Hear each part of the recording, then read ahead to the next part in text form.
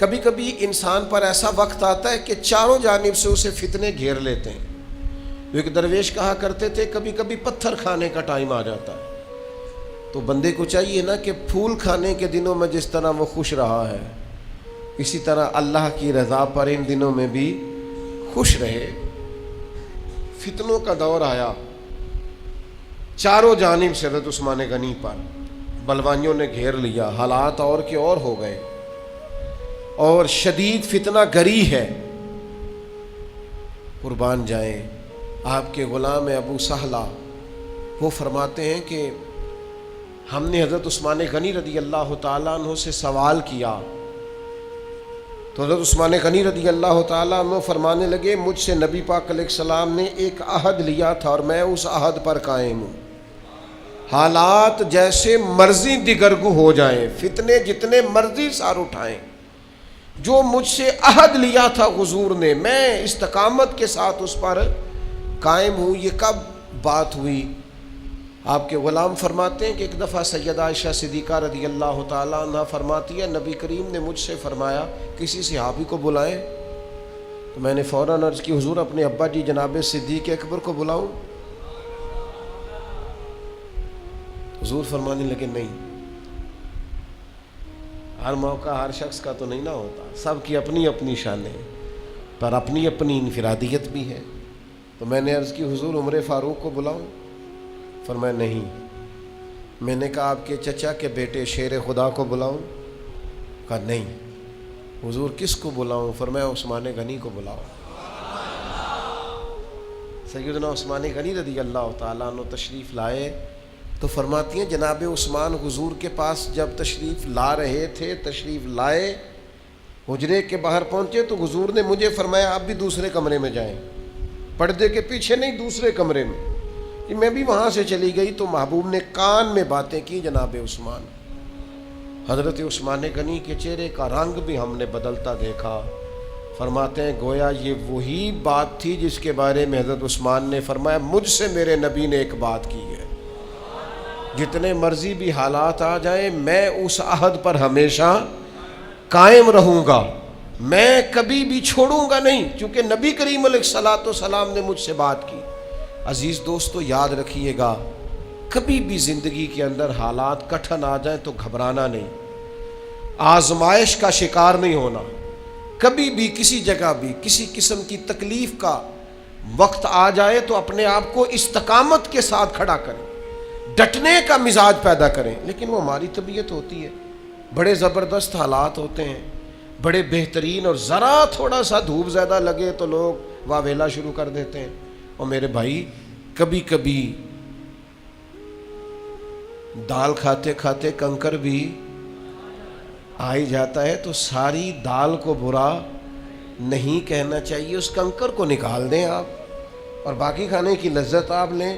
لیکن وہ ہم نہ بیٹھ جاتے ہیں کہ نہیں تو انہوں نے پکانی نہیں آئی, صاف ہی نہیں کی, توجہ ہی نہیں کی, آپ نے سارے کھانے کا ذائقہ خراب کر دیا. اس کنکر کو آپ برداشت کریں, اس پر آپ توجہ کریں. تو میرے عزیز خاص طور پر اس بات کا آپ لحاظ فرمائیں کہ آ جاتے ہیں حالات.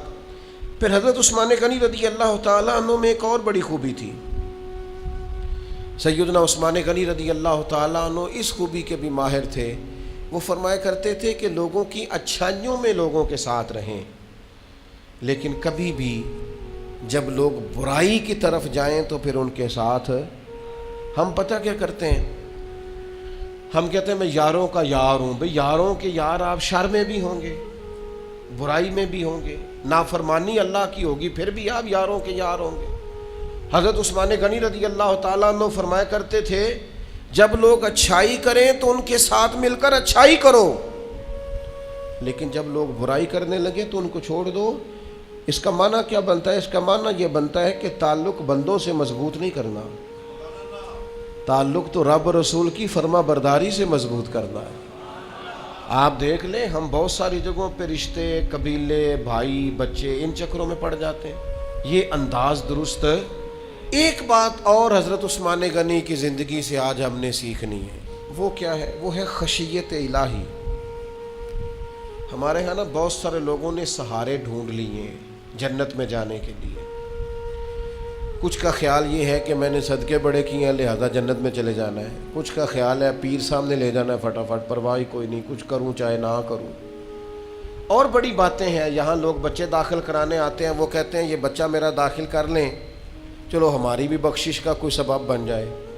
تو میں کہتا ہوں بچہ حفظ کرے گا، آپ کی بخشش کا سبب تو بنے گا، لیکن اگر آپ نے حقوق العباد ساری زندگی ضائع کی ہیں تو اس حافظ کی سفارش وہاں کیا کرے گی؟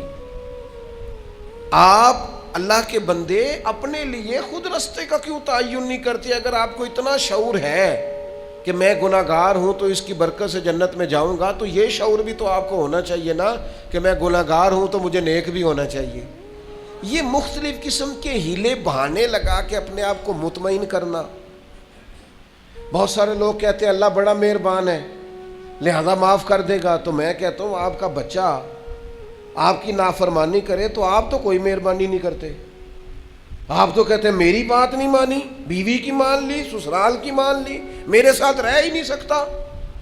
ایک بات پر آپ مہربان نہیں ہوتے، میرا نافرمان ہے لہذا کوئی مہربانی نہیں، تو اللہ کی نافرمانی کر کے مہربانی کی فٹافٹ امید لگاتے ہیں۔ میں رحمت الہی سے مایوس نہیں کرتا، ضرور امید رکھیں، لیکن ان لوگوں کو بھی تو دیکھو نا جو بہت بڑے تھے، ایک دفعہ نہیں کئی دفعہ زبان رسالت سے حضرت عثمان غنی کو جنت کی بشارت ملی ہے، کئی دفعہ حضور نے فرمایا عثمان جنتی ہیں، لیکن پھر بھی حضرت عثمان غنی رضی اللہ تعالیٰ عنہ کسی قبر پر کھڑے ہوتے تھے تو اتنا روتے تھے کہ داڑھی مبارک پر آنسوؤں کے قطرے گرتے تھے۔ تو حضرت عثمان غنی فرمانے لگے میں نے نبی کریم علیہ السلام سے سنا ہے قبر آخرت کی منزلوں میں سے پہلی منزل ہے، جو یہاں کامیاب ہو گیا آگے بھی کامیاب ہوگا، اور جو یہاں مسائل کا شکار ہوا آزمائش میں آیا اگلی منزلیں بھی اس کے لیے مشکل ہو جائیں۔ اور پھر حضرت عثمان غنی فرماتے ہیں میں نے نبی پاک علیہ الصلوۃ والسلام سے یہ بھی سنا ہے کہ اللہ کی قسم میں نے عذاب کے جتنے مناظر بھی دیکھے ہیں ان میں قبر کا عذاب سب سے بڑھ کر سخت ہے۔ لہذا حضرت عثمان غنی رویا کرتے ہیں، اور حضرت عثمان غنی ایک اور حدیث بھی روایت کرتے ہیں، فرماتے ہیں نبی پاک علیہ الصلوۃ والسلام جب میت کو دفن کر کے فارغ ہوتے تھے نا، کسی کا جنازہ ہوتا، جنازے کے بعد جب تدفین ہوتی، اور تدفین سے جب اللہ کے محبوب علیہ الصلوۃ والسلام فارغ ہوتے تو قبر کے پاس کھڑے ہو کر حضور فرماتے اپنے بھائی کے لیے استغفار کرو، اس کے لیے دعا کرو کہ یہ ثابت قدم رہے، کیونکہ اس سے اب پوچھ گچھ شروع ہو رہی ہے، اب قبر میں سوال جواب کا وقت آ گیا، لہٰذا اپنے بھائی کے لیے اب دعا استغفار یہ ٹائم ہے دفن کرنے کے بعد دعا کریں۔ اللہ ہم سب کے حق میں رحمت والا فیصلہ کرے، ہم کمزور لوگ ہیں، زمین کے اوپر بھی اللہ رحم ہی فرمائے اور زمین کے نیچے بھی اللہ رحم ہی فرمائے، اللہ کریم رحمت فضل اور کرم والا معاملہ فرمائے۔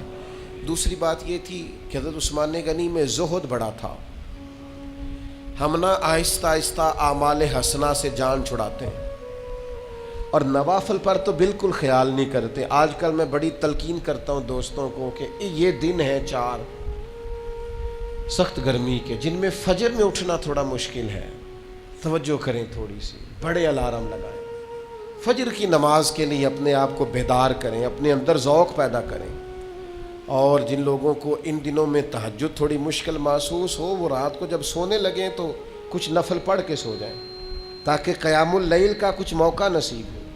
کوشش کریں، چلیں کبھی صحیح ٹھنڈے دنوں میں صحیح لیکن کبھی پیر شریف کا روزہ بھی نصیب ہو جائے۔ حضرت عثمان غنی امیر المومنین ہے، لیکن ایک غلام نے حضرت مغیرہ بن شعبہ رضی اللہ تعالیٰ عنہ کے غلام نے آپ کو اپنی شادی پہ بلایا، دعوت دی۔ حضرت عثمان غنی رضی اللہ تعالیٰ عنہ شادی پہ پہنچ گئے اور غلام نے کہا حضور کھانا کھائیے، تو فرمانے لگے میں تو نے دعوت دی تھی برکت کی دعا کرنے کے لیے حاضر ہو گیا ہوں، لیکن فرمانے لگے کھانا اس لیے نہیں کھا سکتا کہ میں نے اللہ کی توفیق سے روزہ رکھا ہوا ہے، تمہارا دل نہ ٹوٹے آ گیا، کھانا نہیں کھا سکتا کیونکہ خدا نے توفیق دی ہے، فضل کیا ہے، کرم کیا ہے اور میں روزے سے ہوں۔ حضرت عثمان غنی رضی اللہ تعالیٰ عنہ کو اللہ نے پھر لوگوں کی طبیعتوں میں نا تکلف بڑا آ گیا ہے. ہر آدمی کی کچھ نہ کچھ شان ہے, ہر آدمی کا وزٹنگ کارڈ ہے, ہر ایک کے پاس حوالے ہیں. ہم اس صف میں کھڑا ہونا پسند نہیں کرتے جس صف میں اللہ کی ساری مخلوق کھڑی ہے. ہم خوش ہوتے ہیں کہ دیکھا نا جناب فلانے نے مجھے اندر بلا لیا لائنیں توڑوا کے. ٹھیک ہے, اس نے آپ سے محبت کی, لیکن آپ اس چکر میں نہ پڑیں کہ میں کوئی بڑی شے ہوں. آپ زمین پر رہیں. حضرت عثمان غنی کروڑ پتی تھے اپنے زمانے میں, پھر امیر المومنین بنے تو لاکھوں مربع میل کے حکمران تھے. لیکن صحابہ فرماتے ہیں کہ مسجد میں سنگریزے پڑے تھے, چھوٹے چھوٹے پتھر.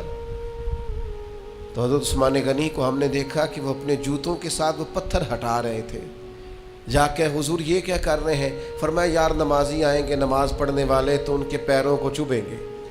میں نے کہا تھوڑی صفائی کر دوں, تھوڑا ذرا ان کو ہٹا دوں تاکہ رستہ بن جائے. انسان کو اپنے پیسوں سے, اپنے قد سے, اپنے القابات سے تو بڑا نہیں ہوتا, وہ اپنے کردار سے ہی بڑا ہوتا ہے, اخلاق سے ہی بڑا ہوتا ہے. اور نبی کریم علیہ السلام نے فرمایا میرے صحابہ میں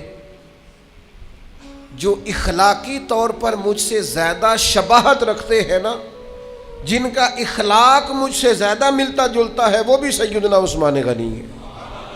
اخلاق کی جو خاص پیروی حضور کی ہے وہ سیدنا عثمان غنی رضی اللہ تعالیٰ عنہ نے کی ہے. پھر حضرت عثمان غنی رضی اللہ تعالیٰ عنہ کا ایک اور بھی کمال تھا, خبر گیری بڑی کرتے تھے اپنی رعایا کی. خادم کہتے ہیں جمعے والے دن بھی ان کا یہ طریقہ تھا, لوگوں سے ریٹ پوچھتے, ہاں بھائی فلاں چیز کس ریٹ میں بیچ رہے ہو, فلاں چیز کس ریٹ میں بیچ رہے ہو. کبھی مالی جاگتا رہے نا, کبھی نگران جاگتا رہے, کبھی استاد جاگتا رہے. دعا کرو کبھی حکمران جاگتے رہے. ٹھنڈے کمروں میں اے سی لگا کے سو جاتے ہیں تو پھر غریبوں کا کوئی پرسان حال نہیں رہتا. خود ساختہ قیمتیں ہم نے خود دیکھی, کہتے میرا مال ٹھیک ہے لہذا میرا چونکہ مال ٹھیک ہے لہذا میں 150 روپیہ مہنگا دیتا ہوں. کس قانون کے تحت, کس قاعدے ضابطے کے تحت؟ میں چونکہ دکان چھٹی والے دن بھی کھولتا ہوں لہذا میں تھوڑا مہنگا دیتا ہوں. کس قانون کے تحت؟ حضرت عثمان غنی امیر المومنین ہے, جمعے والا دن ہے, خدام کہتے ہیں وہ لوگوں سے بھاؤ پوچھتے, کس بھاؤ فلاں چیز بک رہی ہے, کس ریٹ پر بیچ رہے ہو. امیروں کو تو غرض نہیں ہوتی ریٹوں سے, انہوں نے کبھی اپنے نوکروں سے بقایا بھی نہیں پوچھا ملازمین سے کہ کتنے کا آیا, بس ٹھیک ہے انہوں نے کون سا ریٹ کرنا. وہ تو میرے بھائی ریڑھی والے سے سارا پھل پوچھ کر جو آخر میں سستے والے پھل کو چن رہے ہوتے ہیں وہ لوگ ہوتے ہیں جنہوں نے ریٹ پوچھ کر پھر جیب دیکھنی ہوتی ہے کہ میری جیب میں کچھ ہے خریدنے کے لیے. پہلے ریٹ پوچھا, پھر جیب دیکھی, پھر دیکھا میں کیا لے سکتا ہوں. اور وہی ہوتے ہیں جنہیں دکاندار بھی کہہ رہا ہوتا ہے کہ کچھ لینا ہے تو لیں ورنہ میرا وقت ضائع نہ. حکمرانوں کی ذمہ داری ہے ریٹ کو مینٹین رکھنا, چیزوں کا خیال کرنا. ہمارے ملک کا یہ حال ہے کہ سرکاری ریٹ اور ہوتا ہے اور بازار کا ریٹ اور ہوتا ہے, گورنمنٹ کے ریٹس اور ہوتے ہیں اور روٹین کے ریٹس اور ہوتے ہیں. اس سے غریب آدمی کی مشکلات میں اضافہ ہوتا ہے. حضرت عثمان غنی رضی اللہ تعالیٰ عنہ کا ایک اور انداز بھی بڑا انوکھا تھا اور بڑا زبردست تھا. ہمارے ہاں نا لوگ اپنی ذات کے لیے ہر چیز داؤ پہ لگا دیتے ہیں. حضرت عثمان غنی رضی اللہ تعالیٰ عنہ پر جب بلوانیوں نے چاروں جانب سے حملہ کیا ہے نا تو ظاہر ہے حضرت عثمان غنی کے پاس فوج تھی, سب کچھ ہو سکتا تھا, محافظ تھے, پہرے دار تھے, نیزہ باز تھے, تیر انداز تھے. تو لوگوں نے آپ سے کہا کہ آپ ہمیں اجازت دیں ہم ان سے نبڑ لیتے ہیں. تو سیدنا عثمان غنی رضی اللہ تعالیٰ عنہ ارشاد فرمانے لگے میرا سب سے زیادہ خیر خواہ وہ ہے جو اپنے تیر کو اور اپنے ہاتھ کو کنٹرول میں رکھے گا. میری وجہ سے تم کسی پر تیر نہیں چلاؤ گے, ہاتھ نہیں اٹھاؤ. یہ دنیا میں وہ واحد حکمران ہے جنہوں نے جان دے دی ہے لیکن امن و امان کو خراب نہیں ہونے دیا. فرمایا میں نہیں چاہتا میری وجہ سے حضور کے شہر میں خون بہے. میری جان ہے نا, یہ ایک جان کیا ہے, اگر ہو کروڑوں تیرے نام پر سب کو وارا. ہم کیا کرتے ہیں؟ سارا خاندان تباہ ہوتا ہے تو ہو جائے، لیکن چونکہ مجھے شادی پہ نہیں بلایا لہذا میں کسی اور کو بھی جانے نہیں دوں گا. فلاں نے چونکہ مجھے عزت نہیں دی لہذا سارا گھر تباہ کرنا پڑے، خاندان تباہ کرنا پڑے، کر دینا ہے. چونکہ ماں بدولت یعنی مجھے ہی کہہ دیا ہے، اتنی بڑی عظمتوں والے آدمی کو ٹھکرا دیا ہے. لوگوں نے توڑ دیا سارا کچھ، لیکن اپنی انا کا بت نہیں توڑا. بڑی چیزیں ٹوٹ گئیں، اپنا انا کا بت نہیں توڑ سکے. او خدا کے بندو، انا کے بت توڑ دو، تم دیکھو گے بڑی چیزیں تمہیں بنتی سورتی دکھائی دیں گی. حضرت عثمان غنی کا کبھی ذکر کرو گے تو انشاءاللہ دل ٹھنڈا ہوگا. میں تو کبھی حضرت عثمان غنی کے تذکرے پڑھتا جاتا ہوں تو مجھے محسوس ہوتا ہے کہ دنیا میں اگر لوگ بخیلی کو ختم کرنا چاہتے ہیں، امیر اور غریب اس طرح رہنا چاہتے ہیں کہ ہر امیر غریب کا خیال کرے، تو حضرت عثمان غنی کی سیرت کو عام کرو. اگر چاہتے ہو زمانے میں عاجزی کا کلچر پھیلے تو حضرت عثمان غنی کی سیرت کو عام کرو. مسلمانوں، فحاشی، عریانی، بے حیائی، اس ماحول میں اگر لوگ چاہتے ہیں کہ آنے والی نسل عفت اور پاکیزگی سے وقت گزارے تو ضروری ہے سیدنا عثمان غنی کا سیرت کردار عام کیا جائے. اگر لوگ چاہتے ہیں کہ درگزر، برداشت، حوصلہ، انا کا بت توڑنا یہ دنیا میں عام کیا جائے تو حضرت عثمان غنی کی سیرت کو عام کیا جائے. دنیا میں جب بھی کوئی شرم و حیا پر دیوان لکھے گا تو لازم ہے کہ وہ سیرت عثمان لکھے گا. ضروری ہوگا کہ حضرت عثمان کی بات لکھی. یہ سارا کچھ بھلا ہوا کیوں؟ ایک بات آخر میں سماعت کریں، یہ ہوا کیوں؟ یہ جو صحابہ تھے نا، ان پر رب رسول کی بات طاری ہو جاتی تھی. ہمارے ذہنوں میں جس طرح بعض چیزیں، بعض پریشانیاں طاری نہیں ہو جاتی، اس طرح ان لوگوں پر حضور کی بعض چیزیں طاری ہو جاتی تھی. مسند احمد کی روایت عرض کرنے لگا ہوں. جب آپ کسی چیز کو بہت زیادہ اہمیت دیتے ہیں تو آپ کے ذہن پر سوار ہو جاتی ہے. حضرت سعد بن ابی وقاص رضی اللہ تعالیٰ عنہ فرماتے ہیں مسجد نبوی شریف میں عثمان غنی رضی اللہ تعالیٰ عنہ میرے پاس سے گزرے. میں نے انہیں السلام علیکم کہا. انہوں نے میرے طرف چہرہ اٹھا کر دیکھا بھی پر میرے سلام کا جواب ہی نہیں دیا. میں سیدھا امیر المومنین حضرت عمر فاروق کی خدمت میں گیا. میں نے کہا حضور کو رواج بدل گیا ہے. جناب کیا ہوا؟ کہا عثمان کو سلام کی ہے، مجھے دیکھا بھی ہے، جواب ہی نہیں دیا. حضرت عثمان غنی کی خدمت میں پیغام پہنچا، وہ تشریف لائے. حضرت عمر فاروق رضی اللہ تعالیٰ عنہ کہنے لگے سعد کیا کہہ رہے ہیں؟ آپ نے سلام کا جواب ہی نہیں دیا. فرمانے لگے نہیں، ایسا تو کچھ نہیں ہوا. جناب سعد بن ابی وقاص نے یاد دلایا. کہا آپ کو یاد نہیں؟ آپ گزر رہے تھے میرے سامنے سے اور میں نے السلام علیکم کہا تو آپ نے میری طرف دیکھا بھی لیکن آپ نے میرے سلام کا جواب ہی نہیں دیا اور گزر گئے. تو حضرت عثمان غنی کو یاد آ گیا اور جب یاد آیا تو کہنے لگے سعد میں اللہ سے بھی معافی مانگتا ہوں، میں رجوع کرتا ہوں اپنے رب کی بارگاہ میں، توبہ کرتا ہوں. لیکن فرمانے لگے اصل بات یہ ہے کہ جب آپ میرے پاس سے گزرے تھے تو میرے ذہن میں حضور کا فرمان چل رہا تھا اور فرمایا میں نبی پاک کے اس فرمان کو سوچ رہا تھا جو سرکار نے ایک دفعہ مجھ سے کہا تھا. فرمایا جب بھی میں رسول اللہ صلی اللہ علیہ وسلم کی اس بات کو سوچتا ہوں مجھے ایسے لگتا ہے میرے دل پر بھی پردہ آ گیا ہے، میری آنکھ پر بھی پردہ آ گیا ہے، بس حضور کی بات یاد رہتی ہے اور کوئی چیز یاد ہی نہیں رہتی. بس حضور کی بات نظر آتی ہے اور کچھ نظر نہیں آتا. ہر چیز پر پردہ محسوس ہوتا ہے.